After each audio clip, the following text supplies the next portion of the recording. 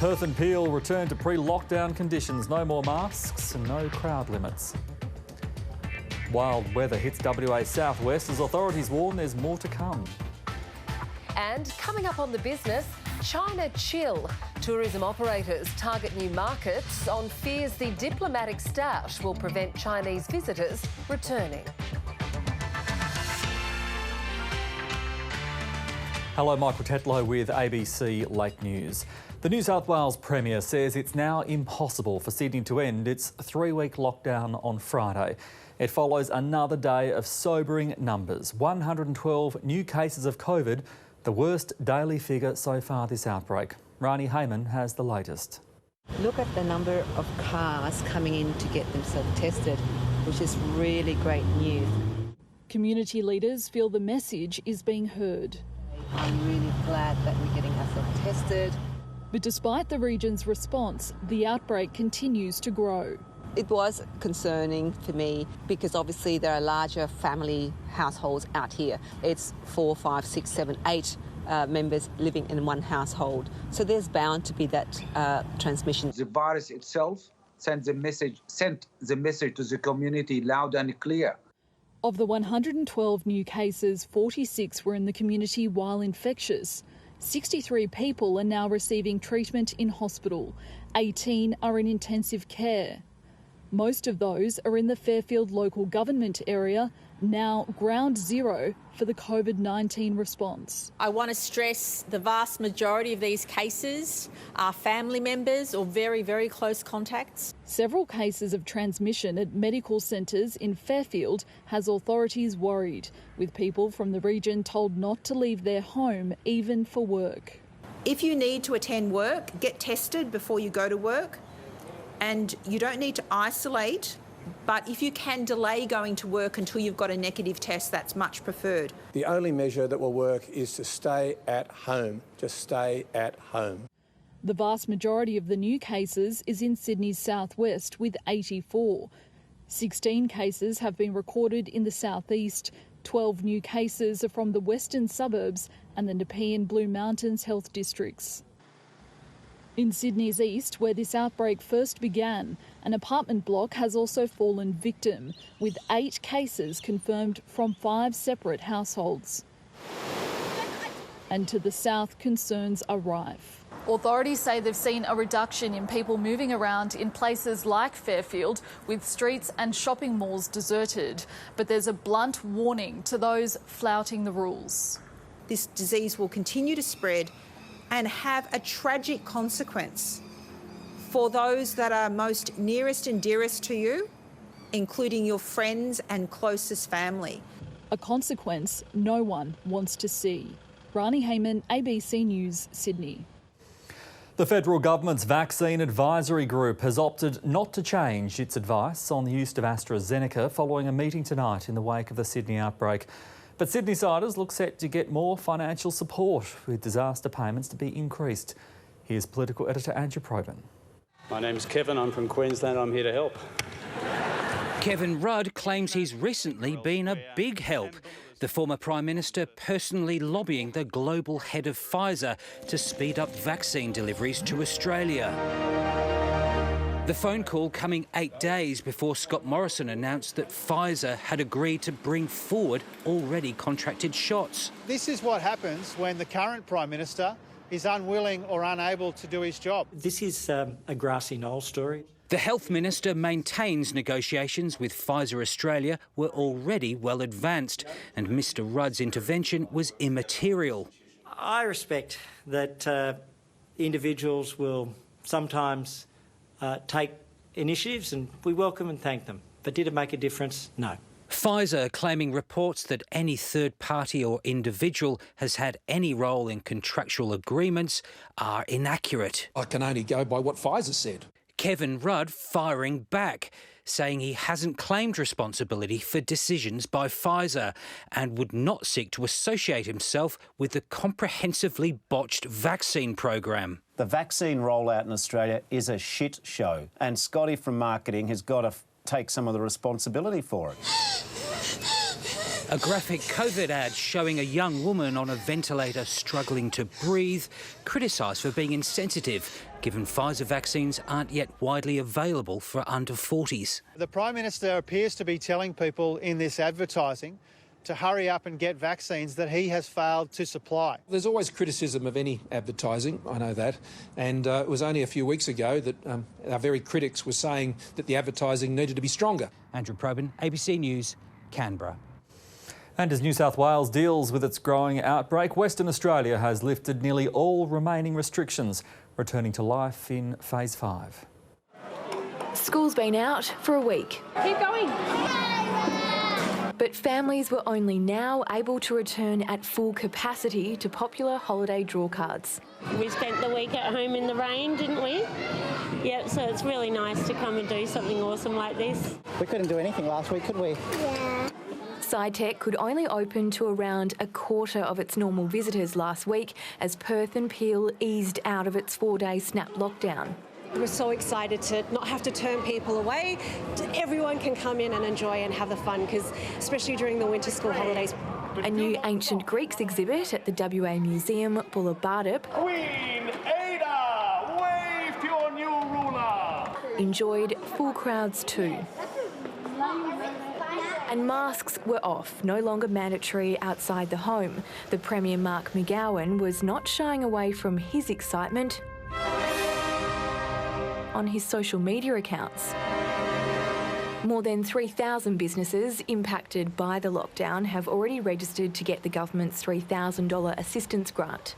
It's the third time a snap lockdown has successfully been used in Western Australia this year, and many businesses are now wondering how many more they'll have to endure before the strategy can change. The state government says it will depend on vaccination rates.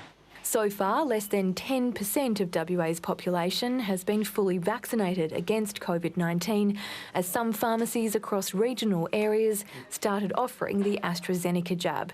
Eliza Shon, ABC News. A house in WA's southwest has had its roof ripped off as a strong cold front crossed the coast, bringing damaging winds and heavy rain. The front has now moved inland, but emergency authorities are warning people not to be complacent. Cameron Older woke just before 3 a.m. as the storm front hit his house in Eagle Bay. My two sons and I are upstairs, and it happened very quickly. So a lot of wind, a lot of lightning, and I actually thought that the house next door or one of the surrounding trees had been struck. But when he ran downstairs, he realised the roof had been ripped off his home. I've been told a tornado's come up the street, and really the nucleus has been our living room. And the whole front of the roof has literally been peeled off, and half of it's sitting on our cars and the other half of it's strewn all through our neighbours in Eagle Bay. Following Friday's intense rain and flooding, emergency authorities had urged people to prepare and even sandbag their homes ahead of this cold front. It's evident that the community listened and prepared. To date, we've received less requests for assistance than we expected. Fewer than 100 calls for help were made, most for minor flooding, roof damage and water coming into homes and properties. The unique differences between the front on Friday was that that was a rain impact event with rain falling fast in a short period of time, when this event is more of a wind event, and we've seen that with the destruction down in Eagle Bay. Seas are predicted to continue rising in combination with high storm tides. We're expecting waves to get to 7 metres all the way along the west coast, and particularly south of Shark Bay, we're expecting some beach erosion due to those big waves coming through. Authorities are telling people to stay prepared. Strong winds with potential gusts of up to 100 kilometres an hour are forecast over the next 24 hours. Nick Perpich, ABC News.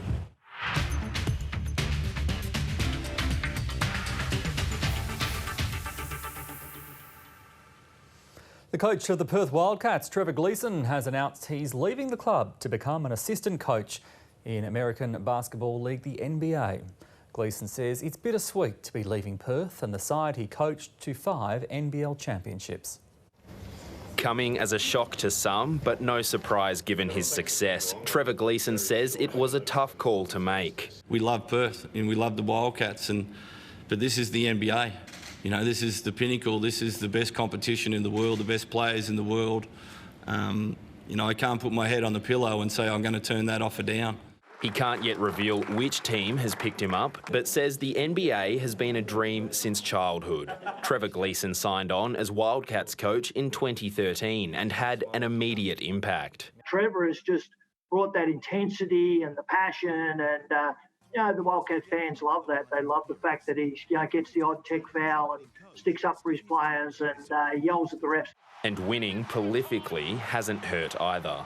If you had told me when I walked in the door 8 years ago that you win 5 championships, be in 6 finals, to challenge for championships, I would have said you're dreaming. If they were to announce a coach of the decade across the whole NBL, it would be him. If you'd have a Wildcats coach of all time, he's won 5 championships, so I think it's a no-brainer. Gleeson, while known as a hard taskmaster, is a favourite among players, respected as a master strategist. He has the ability to draw up some plays at the end of the game to create some buckets. You got to weather this storm straight up. He's also been able to attract talent from afar. Recruiting is really difficult, and he's done a sensational job of recruiting not only good players, but people that will fit into his system and buy in, particularly to the defensive end of it. The Wildcats now face their own difficult task of recruiting Gleeson's replacement. Gleeson says the support of the club, the Perth community and Wildcats fans makes it all the harder to leave. It makes you proud, and that's something I'm going to miss. His NBA deal is expected to be finalised and made public in the coming days. James Carmody, ABC News. Wimbledon champion Novak Djokovic has paid tribute to Roger Federer and Rafael Nadal after equalling their men's record of 20 Grand Slam titles. The Serbian defeated Italian Matteo Berrettini in 4 sets to claim the trophy for the 6th time. Novak Djokovic doesn't get sick of kissing trophies, especially when the 20th triumph takes him level with his 2 greatest rivals. I have to pay a great tribute to Rafa and Roger. They've helped me realise what I need to do in order to improve, to get stronger mentally, physically, tactically. Federer offered his congratulations, saying, "I'm proud to have the opportunity to play in a special era of tennis champions." Nadal said 20 Grand Slam titles is huge, and it is amazing that we are 3 players tied on this. It's food for thought in the debate over who's the greatest of all time. It's very difficult to compare the eras of tennis, but I am extremely honoured to definitely be part of the conversation. It shaped as mission impossible for Matteo Berrettini, but the 7th seed won the opening set. Oh, he made it. In typical fashion, the world number 1 took control of the next 3 sets. Amazing from Djokovic. At the US Open in September, the 34-year-old has a chance to achieve a feat that neither Nadal nor Federer has managed, the calendar Grand Slam. I'm going to definitely give it a shot. Tennis Australia is celebrating a special chapter in its history after the titles of Ash Barty and Dylan Alcott. Barty says being the Wimbledon champion is a surreal experience. It was really strange waking up this morning and just trying to absorb it all. The 50th anniversary for Yvonne, NAIDOC week obviously back home, and my 10th anniversary from my junior title. It was just like it was meant to be. There's going to be young girls and young boys that want to pick up a tennis racket and be like Ash. There'll be families that name their kids Ash. The world number 1 is now aiming to move from silverware to gold at the Tokyo Olympics. Duncan Huntsdale, ABC News. 22-year-old West Australian Minwoo Lee has won the Scottish Open after a 3-way playoff. Lee posted a final round 64, finishing tied with Matt Fitzpatrick and Thomas Dietrich on 18 under par. He birdied the first extra hole to win his 2nd European Tour title.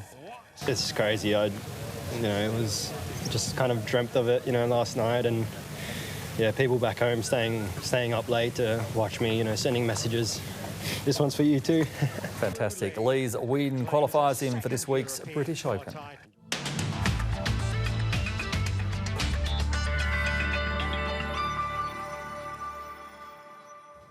$12 degrees in Perth tonight before showers and 19 degrees tomorrow. Sunny in Darwin, mostly sunny for Brisbane and Sydney. Partly cloudy in Canberra, Melbourne and Hobart. And that's ABC Late News. I'm Michael Tetlow. Stay with us for the business.